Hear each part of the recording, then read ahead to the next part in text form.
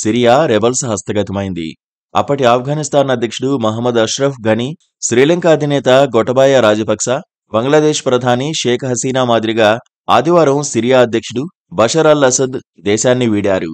గత నెల 27 నుంచి సిరియాలోని నగరాలు, గ్రామాలను అధీనంలోకి తెచ్చుకుంటున్న హయాత్ తహ్రీర్ అల్-షమ్ నేతృత్వంలోని రెబల్స్ శనివారం కీలకమైన అలెప్పో, హమా, హోమ్స్, అల్-కమల్, డెయిర్-ఎజోర్ నగరాలతో పాటు ఉత్తర సిరియాను ఆక్రమించారు.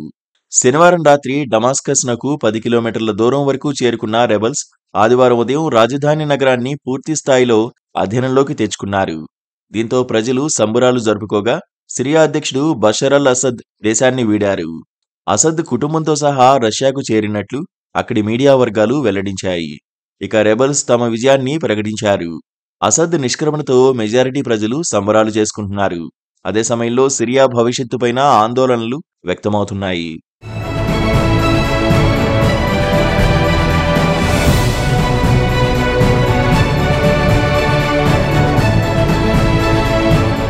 రెబల్స్ 1-2 రోజుల్లో కొత్త ప్రభుత్వాన్ని ప్రకటించే అవకాశమున్నట్లు సిరియా వార్తా సంస్థలు పేర్కొన్నాయి. అంతర్యుద్ధంతో 70% సిరియా దెబ్బతిన్నదని, పునర్నిర్మాణానికి చాలా సమయం పడుతుందని వివరించాయి. పశ్చిమ దేశాలు, అమెరికా సాయం లేనిదే అది సాధ్యం కాదని, ఒకవేళ కొత్త సర్కారు ఇస్లామిక్ అతివాద ధోరణులను ప్రదర్శిస్తే ఆ దేశాలు సహకరించే అవకాశాలు అంతంత మాత్రమేనని పేర్కొన్నాయి. సౌదీ అరేబియా, ఇతర అరబ్ దేశాలు ఒకవేళ సాయం చేసినా పరిమితంగానే ఉంటాయని ఆందోళన వ్యక్తం చేశాయి. తిరుగుబాటు నాయకుడు అబూ మహమ్మద్ అల్ గోలానీని ప్రభుత్వాధినేతగా ప్రకటించే అవకాశాలు ఉన్నట్లు తెలిపాయి. సొంత ప్రజలపైనే రసాయన, సిలిండర్ దాడులు చేయించిన అపఖ్యాతిని మూటగట్టుకున్న అసద్ జైళ్లలో అమానుషంగా మరణశిక్షలను విధించేవాడని 2016లోనే ఆరోపణలు వచ్చాయి.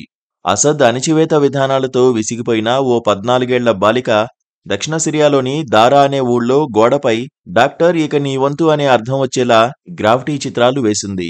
ఆ బాలిక, ఆమె స్నేహితురాళ్లని అరెస్ట్ చేసిన పోలీసులు 26 రోజుల పాటు చిత్రహింసలకు గురిచేశారు.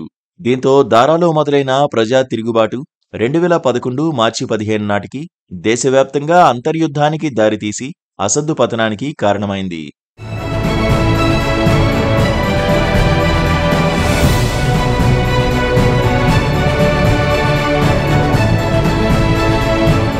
సిరియాలో ఉన్న భారతీయులంతా క్షేమంగానే ఉన్నారని కేంద్ర ప్రభుత్వ వర్గాలు తెలిపాయి.